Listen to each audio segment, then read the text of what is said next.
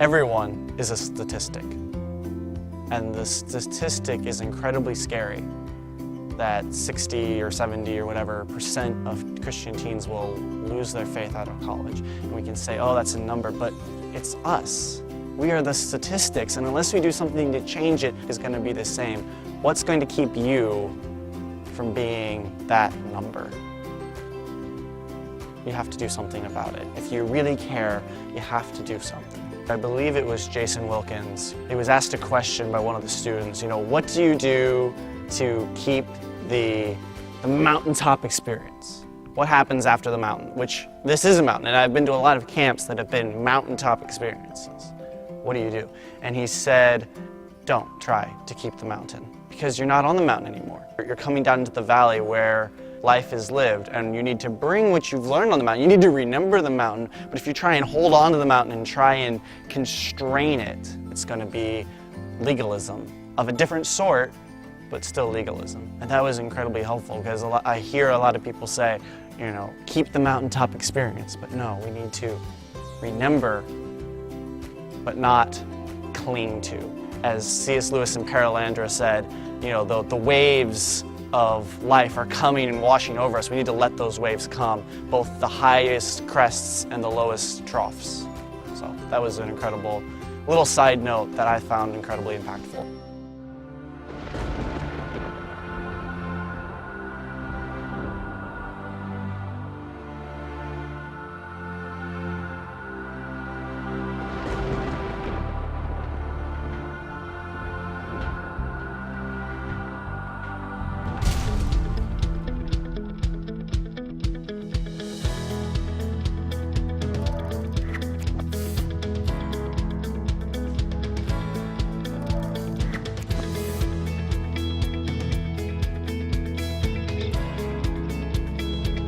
The question I'm going to present tonight is, can you have a brain and be a Christian? A lot of skeptics view faith as belief in something you cannot prove. But what they're doing is they're defining blind faith, and that's not the kind of faith that I walk in at this point. And so tonight I want to lead you down a chain of evidence that I think points toward Christianity as the most probable worldview. But as you examine all the worldviews, as you examine the evidence, Jesus rises to the top. He is worth placing your trust in. But if you can learn to deal with these answers, you can go out there and you can talk to anybody with boldness and confidence.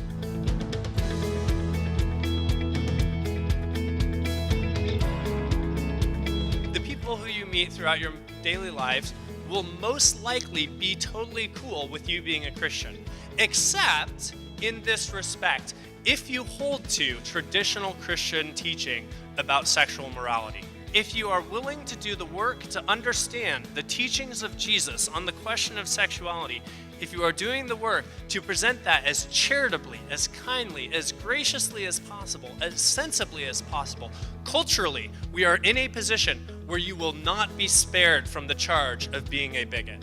And so if there is a place right now where you need to do the hard work and gird up your loins and get prepared, good friends, this is the place.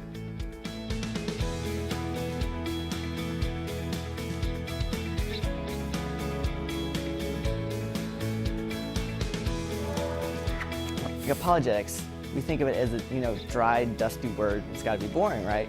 In reality, apologetics is sort of like the meat of Christianity. I was always told, this is true, this is true, this is true.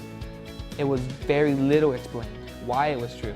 It gave me a chance to not only know what I believe, but why I believe it.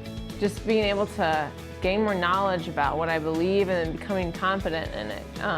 It's just really exciting.